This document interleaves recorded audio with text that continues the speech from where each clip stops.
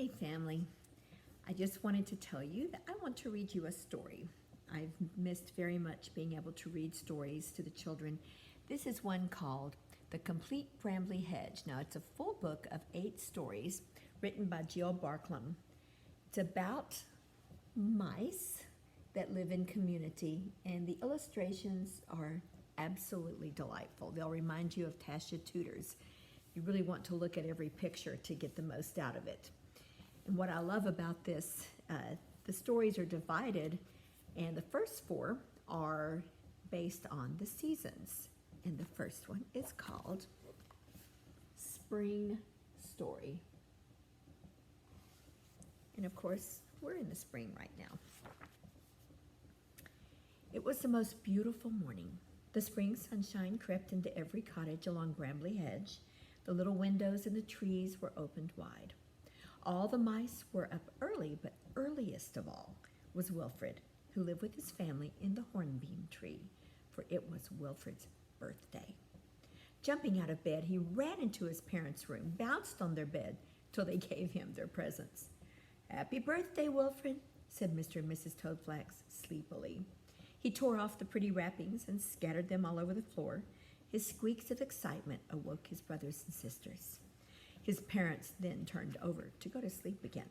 Wilfred went and sat on the stairs and blew his new whistle. Not very conducive to sleep, is it, to have your child blowing a whistle? Now you see what's in his hand. It's not like we're thinking of a whistle. It's more like a recorder. One of those instruments, like a wood instrument or a wind instrument.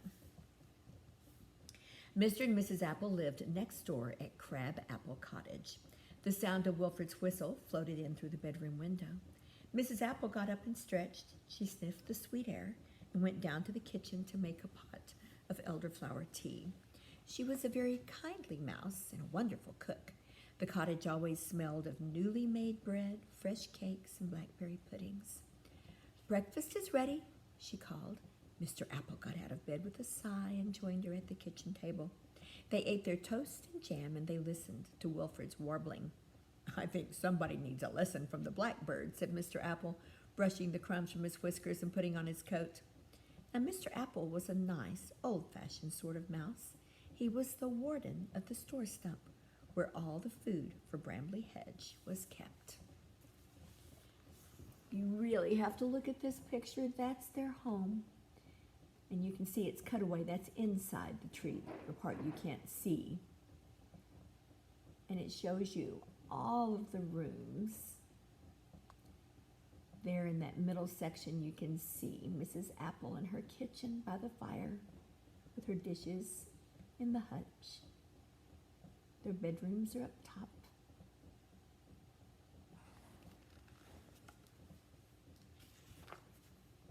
The store stump was not far away.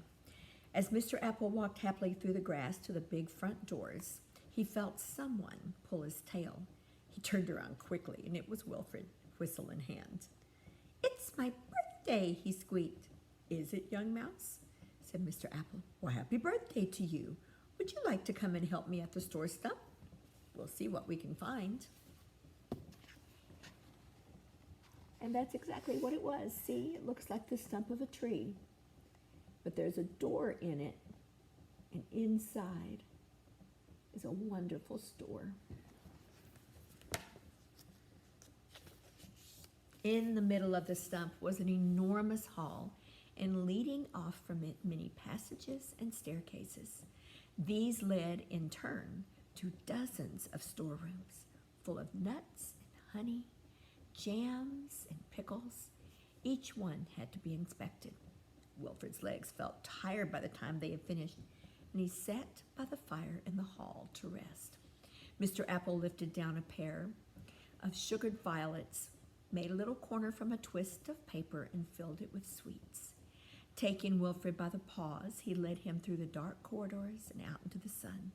Wilfred went to look for his brother, and Mr. Apple hurried down the hedge to visit his daughter Daisy and her husband, Lord Woodmouse.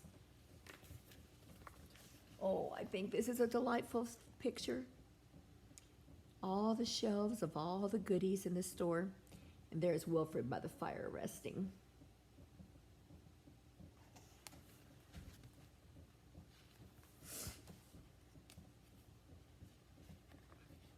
Nice thick pages, too.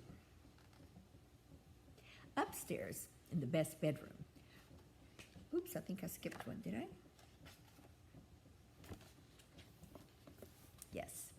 Lord and Lady Woodmouse lived in the old oak palace in the middle of the hedge. From the outside, the palace looked like an ordinary oak tree, but inside, the trunk was hollowed out to form a beautiful many-roomed mansion. In its heart was the grand ballroom. Polished doors led to magnificent kitchens and dining rooms, bedrooms and playrooms, spiral staircases, and secret passages. Old Oak Palace had always been the home of the Woodmouse family.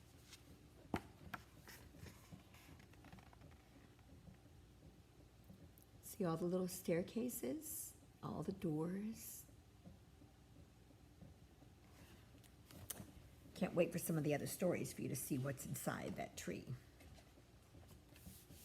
Upstairs in the best bedroom, Lord and Lady Woodmouse woke to bright sunshine. What a perfect day, sighed Lady Daisy as she nibbled a primrose biscuit. When they heard that Daisy's father had come to call, they quickly got dressed and went running down the winding staircase to greet him. They found him in the kitchen drinking mint tea with Mrs. Crusty Bread, the palace cook. Daisy gave Mr. Apple a kiss and sat down beside him. "Hello, Papa," she said. "What brings you here?" "Well, I've just met little Wilfred. It's his birthday today. Shall we arrange a surprise picnic for him?" "Oh, that's a wonderful idea." "Then I'll make a special birthday cake if his mother agrees," said Mrs. Crusty Bread, and she hurried off to the pantry to find the ingredients. Now, first of all, there is their very special bedroom. Very grand. And the family of mice sitting down to breakfast.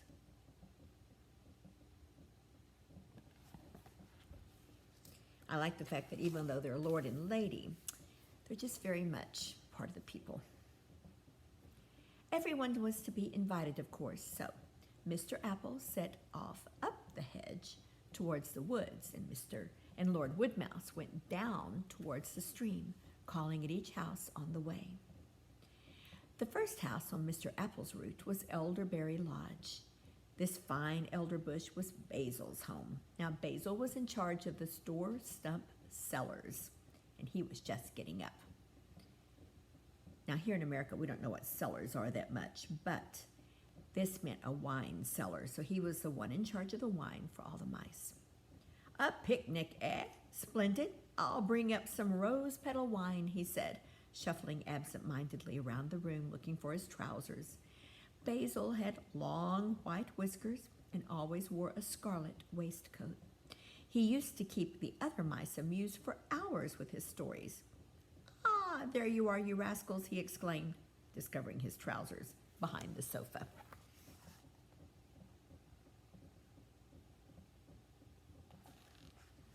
Next, Mr. Apple came to the hornbeam.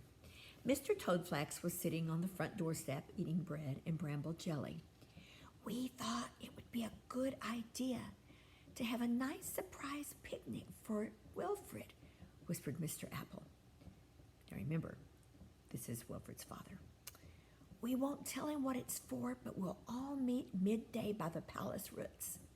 Mr. Toadflax was delighted with the suggestion, and he went inside to tell his wife. Mr. Apple went on to visit the old vole who lived in a tussock of grass in the middle of the field.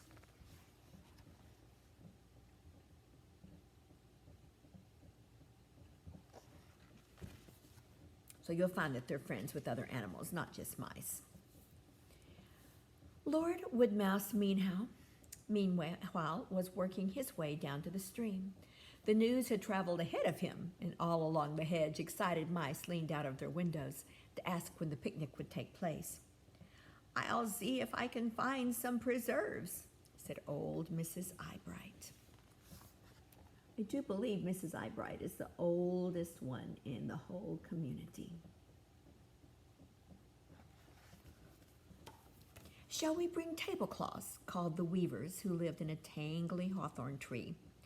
Poppy Eyebright from the dairy promised cheeses, and Dusty Dogwood, the miller, offered a batch of buns. Do y'all know what a miller is? Somebody who grinds flour, grinds grain into flour, and that's why he's bringing the buns.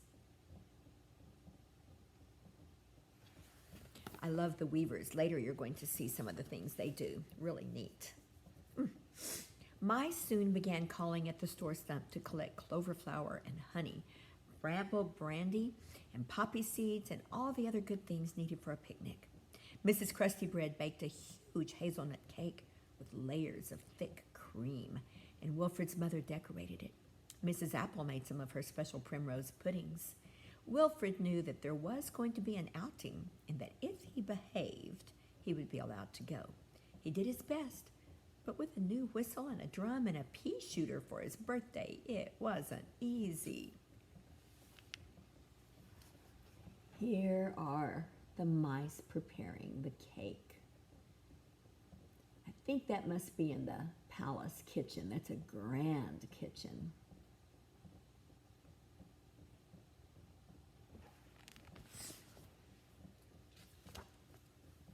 When the Toadflax family arrived at the palace, Wilfred was rather disappointed that no one seemed to know that it was his birthday. Indeed, he had rather hoped for a few more presents, but it would have been rude to drop hints, so he hid his feelings as best he could. At a signal from Lord Woodmouse, they all set off with their baskets, their hampers, and their wheelbarrows. There's a close-up of the palace roots of the tree and all the staircases and all the people with their goodies.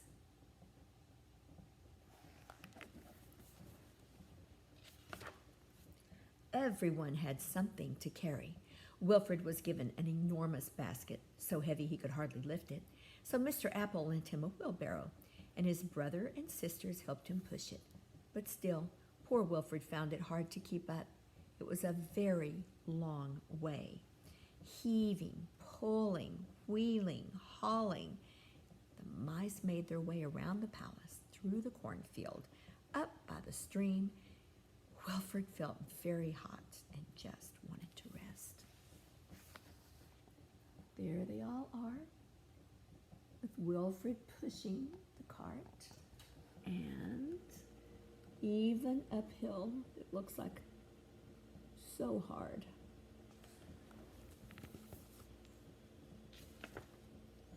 Here we are, cried Lord Woodmouse at last.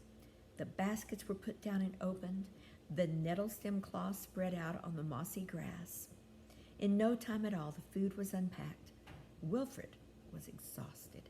He sat on his basket, too tired to even open it, and his whiskers drooped sadly. I want to show you that whole beautiful picnic spread. Can you find Wilfred sitting on his basket, too tired to do anything?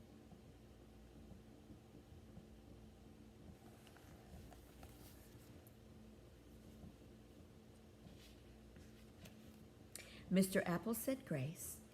For this good food from our green fields, may we ever be grateful. I think the knives are in your basket, Wilfred, said Mrs. Apple kindly. If you get them out, we can cut the pies. Slowly, Wilfred slipped from his perch, undid the catch, but when he lifted the lid, he could hardly believe his eyes.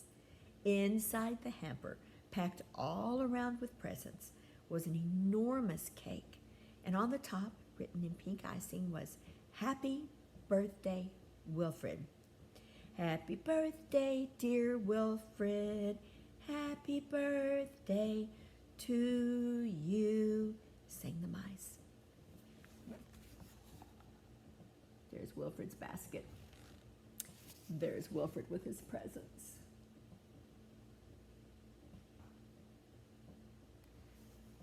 When Wilfred had opened all his presents, Basil said, "Give us a tune." So he bashfully stood up and he played Hickory Dickory and Dandelion Clock on his new whistle. Mrs. Toadflax nudged him meaningfully when he had finished. Thank you for all my lovely presents, said Wilfred, trying to avoid Mrs. Krusty Bread's eye because she had caught him firing acorns through her kitchen window earlier in the day. You see right there, one of his acorns had landed in her bowl of cream, which I think was what she was putting between the layers of his cake. "Now for tea," announced Daisy Woodmouse. So the mice sat on the grass, and Wilfred handed round the cake. When the tea was over, the grown-ups snoozed under the bluebells, while the young mice played hide and seek in the primroses. There are the goodies. And there they are. The little ones playing and the adults resting. Beautiful. At last the sun began to sink behind the far woods, and a chilly breeze blew over the field. It was time to go home. When the moon came up that night, Brambly Hedge was silent and still, for every mouse was fast asleep.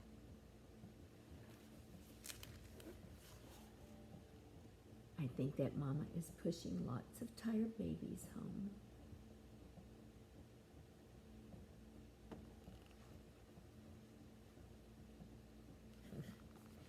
That's the end of the spring story. The next one will be called Summer Story, but that'll be another reading time. I love you guys.